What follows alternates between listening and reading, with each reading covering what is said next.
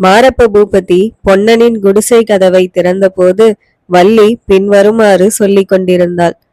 மானம் போன பிறகு உயிரை வைத்து கொண்டு இருந்து என்ன பிரயோஜனம்?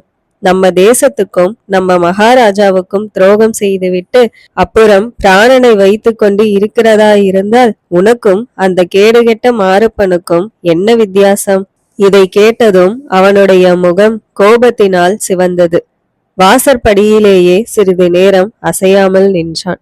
பிறகு என்ன தோன்றிற்றோ என்னவோ அவனுடைய முகத்தில் ஒரு விதமான மலர்ச்சி உண்டாயிற்று. புன்னகையுடன், என்ன வள்ளி, என் தலையையும் சேர்த்து உருட்டுகிறாய்? என்ன சமாசாரம்? என்னோடு பொன்னனையும் சேர்க்கும்படியாக அவன் அப்படி என்ன பாதகம் செய்து விட்டான் என்றான். அடுப்பு வேலையை பார்த்தபடி பொன்னன் தான் வருகிறான் என்று நினைத்து கொண்டு தலை நிமிராமல் முதலில் பேசிய வள்ளி வேற்று குரலை கேட்டதும் திடுக்கிட்டு பார்த்தாள்.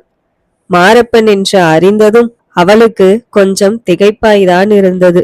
ஆனாலும் சீக்கிரத்தில் சமாளித்து கொண்டு, உங்கள் தலையை உருட்டுவதற்கு என்னால் முடியுமா ஐயா? அதற்கு எந்த உண்மையான வீரம் படைத்த ஆண் பிள்ளை பிறந்திருக்கிறானோ என்றாள். இதில் பிற்பகுதியை மெல்லிய குரலில் சொன்னபடியால் மாரப்பன் காதில் நன்றாக விழவில்லை. என்ன சொன்னாய் வள்ளி என்றான். இதற்குள் பொன்னன் வெளியிலிருந்து வரவே மாரப்பன் அவனை பார்த்து, பொன்னா, உன்னோடு ஒரு சமாசாரம் பேச வேண்டும், வா என்று கூறி அவனை வெளியில் அழைத்து போனான். இருவரும் நதிக்கரைக்கு சென்று மரத்தடியில் உட்கார்ந்தார்கள். பொன்னா, நீ எனக்கு ஒரு பெரிய உபகாரம் செய்திருக்கிறாய். அதற்காக என்றைக்காவது ஒரு நாள் நான் உனக்கு நன்றி செலுத்தியாக வேண்டும் என்றான் மாரப்பன். நானா ஐயா? உங்களுக்கு அப்படியொன்றும் செய்ததாக தெரியவில்லையே. உனக்கு தெரியாமலே செய்திருக்கிறாய் பொன்னா.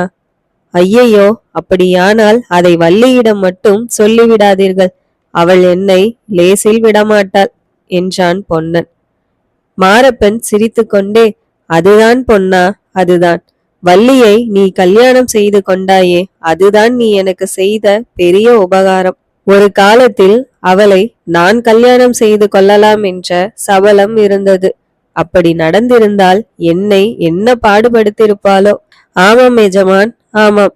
தங்களுடைய சாது குணத்துக்கும் வள்ளியின் சண்டை குணத்துக்கும் ஒத்து கொள்ளாதுதான். சண்டை என்று கேட்டாலே தங்களுக்கு சுரம் வந்துவிடும் என்பதுதான் உலகமெல்லாம் அறிந்த விஷயமாயிற்றே என்றான் பொன்னன். என்ன சொன்னாய் என்று மாரப்பன் கத்தியை உருவினான். ஓஹோ, கத்தியை கூட கொண்டு வந்திருக்கிறீர்கள்.